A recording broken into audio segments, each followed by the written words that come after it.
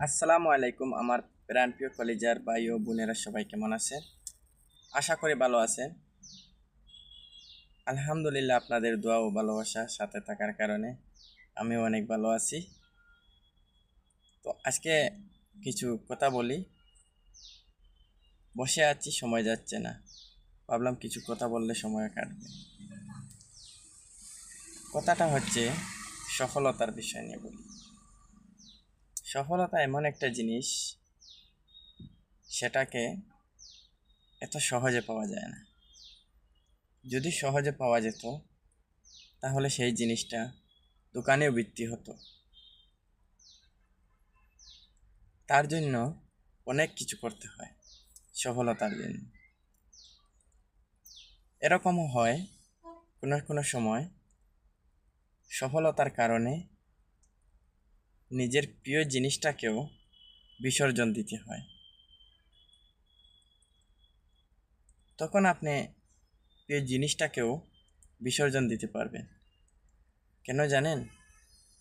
কারণ আপনার দিলের ভিতরে, আপনার মাইন্ডের মাঝে এই জিনিসটা যখন এসে যাবে যে আমি জীবনে সাকসেস হব, জীবনে সফল হব, যে কোনো কাজ হোক বা জীবনকে সাকসেস করতে হবে, হ্যাঁ, জীবনকে নিয়ে সফল হতে হবে। জীবনের সফল একটা, কর্মের সফল একটা। সফলতা অনেক রকমের আছে।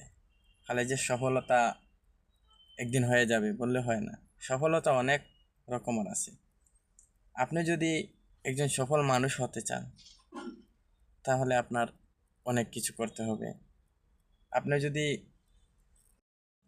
সফলতাটা, অনেক রকমের সফলতা আছে।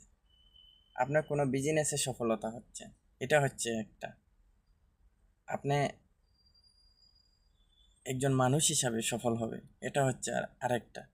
এক এক জিনিসের জন্য এক এক কিছু করতে হয়। আপনি কোনো কাজ করে সফল হবে, এটার জন্য অনেক পরিশ্রম করতে হবে।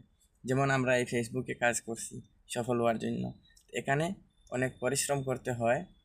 অন্যদের সাথে ভালো সম্পর্ক রাখতে হয়, মধুর সম্পর্ক রাখতে হয়। কারণ আরেকজনের সাপোর্ট ছাড়া আপনি কখনো সফলতা হওয়া যায় না। একা একা সফলতা হওয়া যায় না। আপনাকে অন্য গাইড যতক্ষণ করবে না ততক্ষণ আপনি এগিয়ে যেতে পারবে না, সফলতা পাবে না। অনেক রকমের সফলতা আছে। তো কে কোন ধরনের সফলতায় আসো আমি জানি না। তো সফলতার মাঝে অনেক কষ্ট হয়। যে ধরনের সফলতা যাও না কেন, অনেক কষ্ট হয়, অনেক মেহনত করতে হয়। কারণ সফলতা এমনি তেমনি কখনো আসে না। তো যাক, অনেক কথা বলে ফেলেছি। আজকের কথাটাই এটাই ছিল। তো এটাই বলবো আমি, সফলতার জন্য লেগে থাকেন যতক্ষণ পর্যন্ত সফলতা পাবেন না। এই কথাটা দিলের মধ্যে রাখবেন যে আমি সফল হব, একদিন না একদিন সফল হতেই হবে। এটা মাইন্ডের মধ্যে রাখেন। যে কোনো কাজ করে যান, দেখবেন সফলতা একদিন হবে, আপনি একদিন সফল হতে পারবেন। যদি আপনার সফলতা হয়ে যায় যে কোনো কাজে, তাহলে আপনার সফল